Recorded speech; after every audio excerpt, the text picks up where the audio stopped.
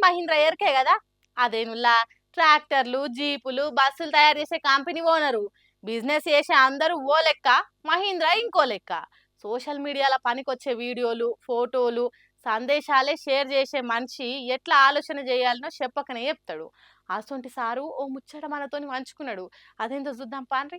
ఆదివారం తర్వాత సోమవారం డ్యూటీకి పోయేటోళ్ళు అబ్బా ఈ ఆదివారం తొందరగా అయిపోతుంది, మళ్ళా ఆఫీస్కు పోవాలన్నారా అని నారాజు అవుతారు. హగో వాళ్ళకు సోమవారం హుషారుగా పని షురూ చేసేతానికి మండే మోటివేషన్ అనే పేరుతోని జోర్దార్ అవుతారు. అట్లా సోమవారం హుషారయ్యేతానికి ఆనంద్ మహీంద్రకు మన తెలంగాణలో పనిచేసిన IAS officer Krishna Bhaskar motivation అట. ప్రతి సోమవారం ఏదో ఒక ముచ్చట వంచుకునే ఆనంద్ మహీంద్ర కృష్ణ భాస్కర్ గొప్పతనం యాదికి చేసిండు.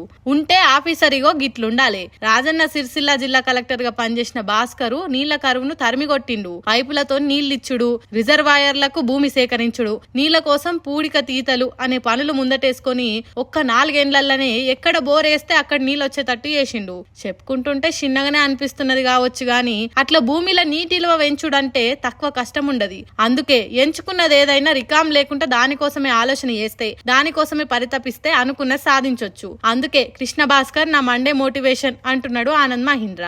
తక్లీఫ్ ఎసోంటిదైనా, తన్లాట ఏ తీరుదైనా మన మీద మనకు నమ్మికుంటే అనుకున్నది సాధించొచ్చు అని రాసుకొచ్చిండు సోషల్ మీడియాలో. చూడుండ్రి, అనుకున్నది చెయ్యాలి అనే అంకిత భావం ఉంటే ఎంత చిన్నోడైనా పెద్ద పెద్దోళ్ళు మెచ్చుకునేదాకా ఎదగొచ్చు అంటున్నారు ఈ ముచ్చట తెలిసిన ఆనంద్ మహీంద్ర అభిమానులు ఇప్పుడు.